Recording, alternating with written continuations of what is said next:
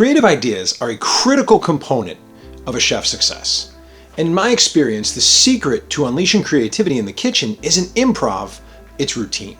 A strong routine doesn't just save time, it actually fuels creativity and leads to the peace and flow that executive chefs need every day. The question I used to ask when I was struggling was what sets apart chefs who thrive in their role, energized and in flow, from the ones who are stuck, looking for time and ideas, constantly feeling behind.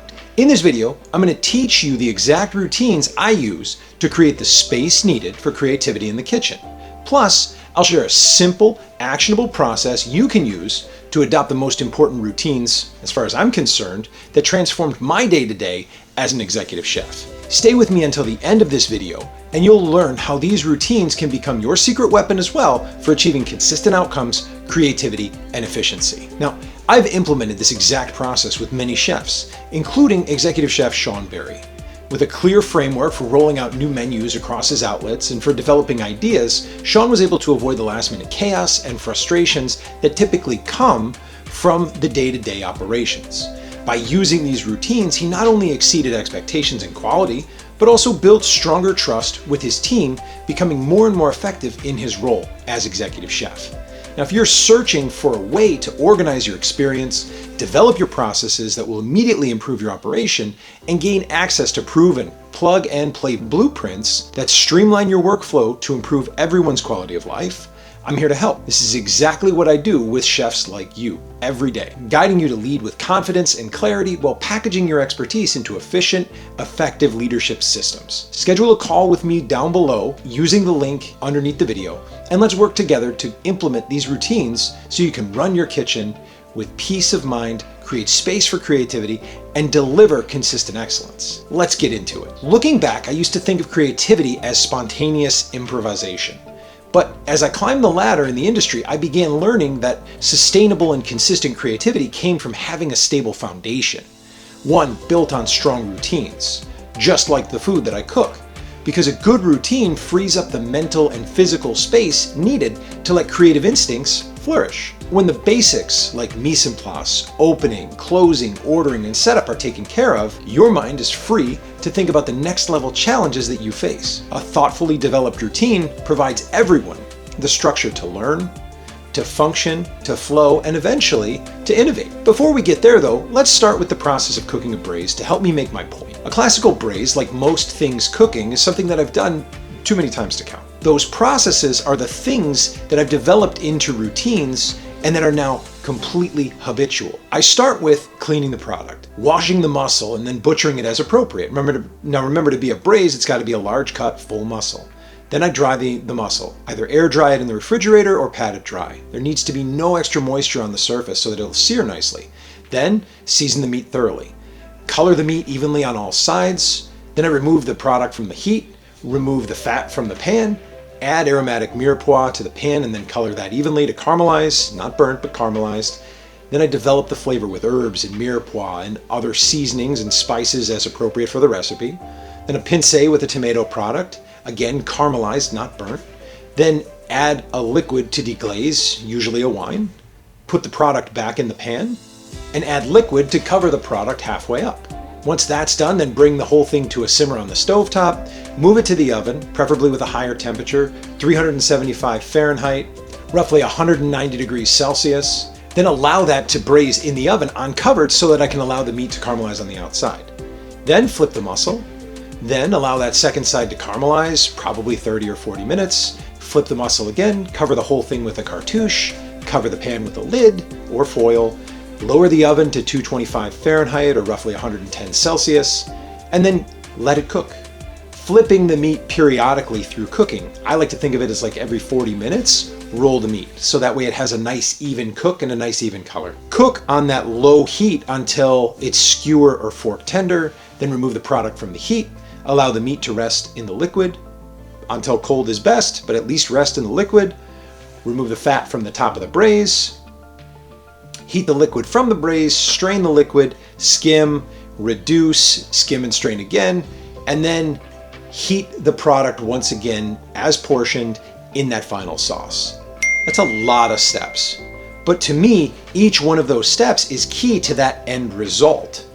I like to be very thorough when I'm thinking about each one of those steps because it helps me teach them and it helps me make sure that I'm going to deliver the end product that I have in mind. Taking this approach and having this list as a process allows me a method to focus on the fundamental outcomes of when I'm making a braise. I'm looking for it to be fork tender, highly flavorful, moist, delicious meat with a rich, delicious sauce. Right? And that happens when I follow this process because the process itself is stable, it's predictable, and it yields a predictable outcome that is also fundamentally sound. It's a routine, and it's something that I've habituated.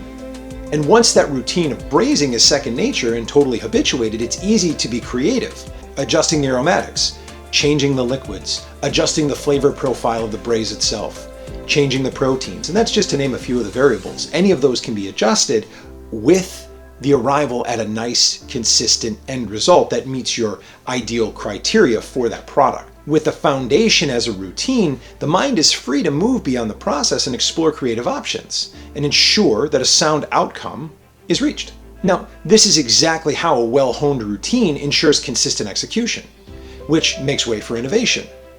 Consistent execution at a high level is what I'm always in search of. And I try and incorporate that into all aspects of my life because I've been a cook for almost 30 years. And to me, it's almost impossible to separate and have two separate lives. Like I've said before, I like to be a great chef at home, and I strive to be a better husband and father in the kitchen because I want the best qualities of both worlds in those places. And part of what allows me to do that is my routines. So for my life outside of the kitchen, there's 3 routines that pretty much rule everything for me.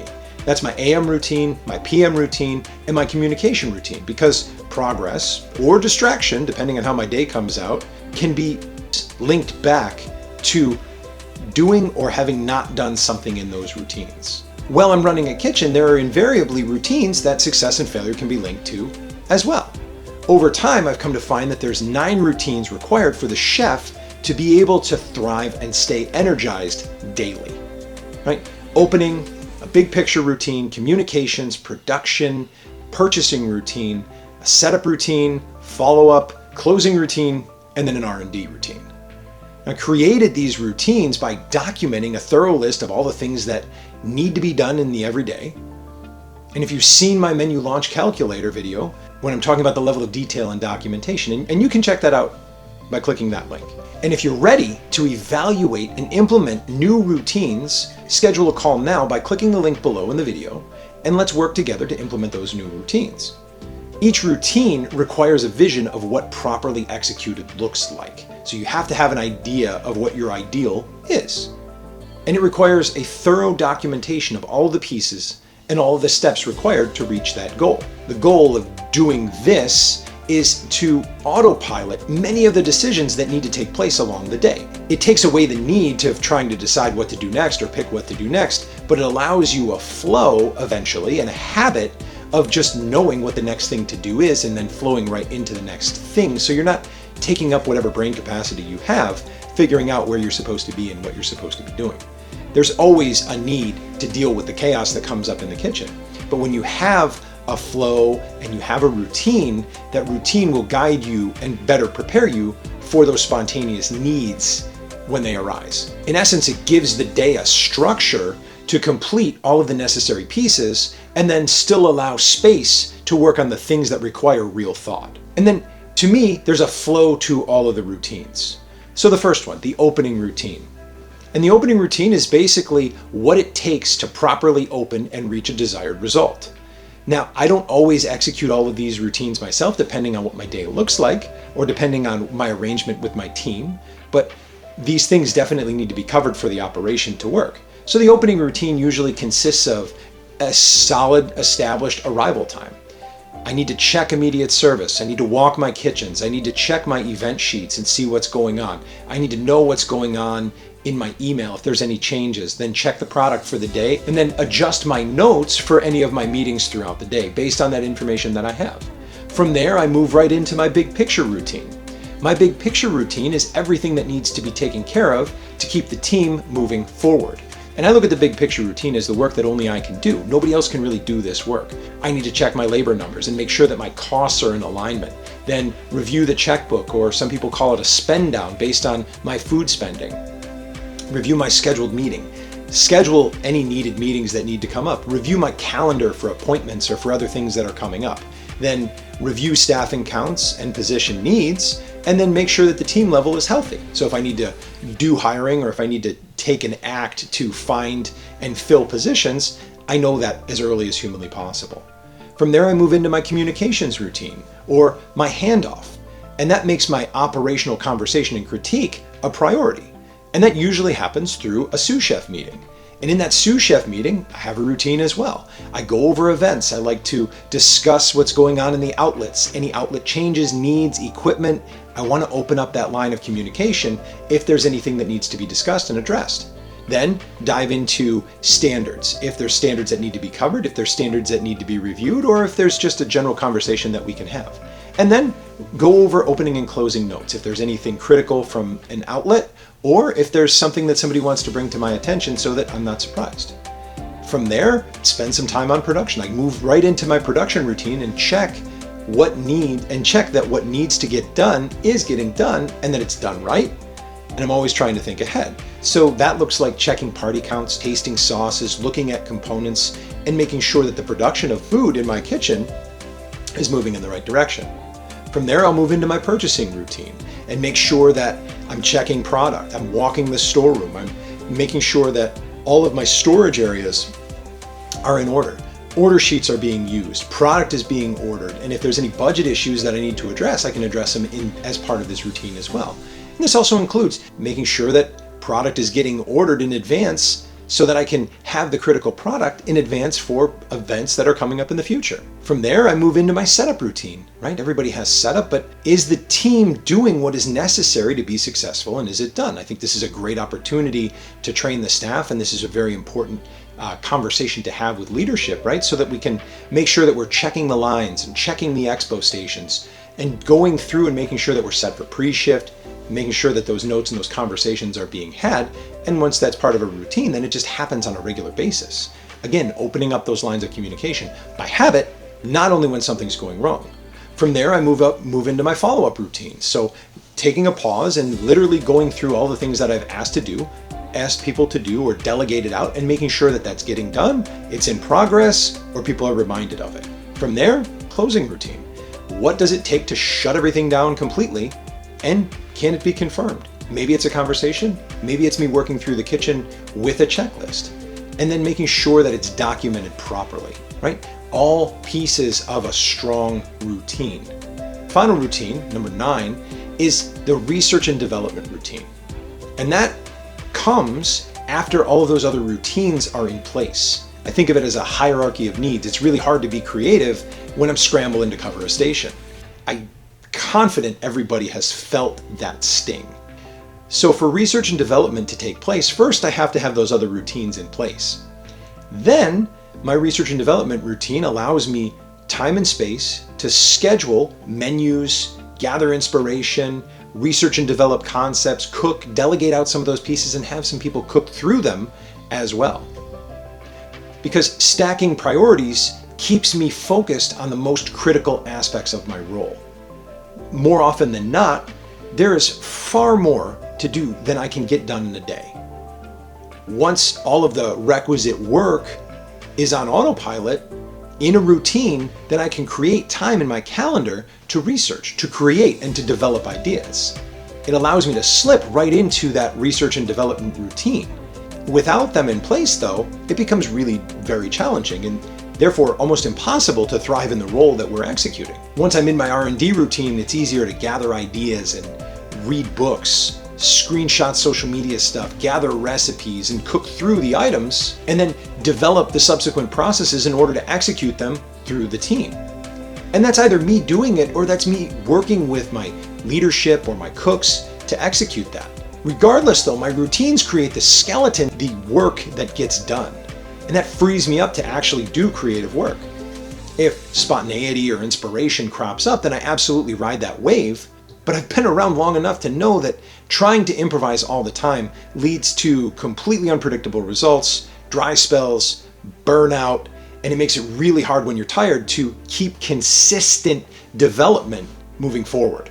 A routine allows for disciplines to be developed, and it allows for things to be done consistently regardless of a state of mind. Creativity comes from a foundation of well-honed routines.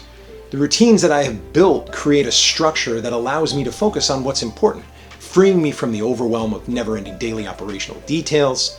And this is the key. Once your routines are on autopilot, you'll find yourself with the time and mental clarity to focus on R&D, new menu ideas, and leading your team with confidence, as well as finding yourself with new ways to do those things.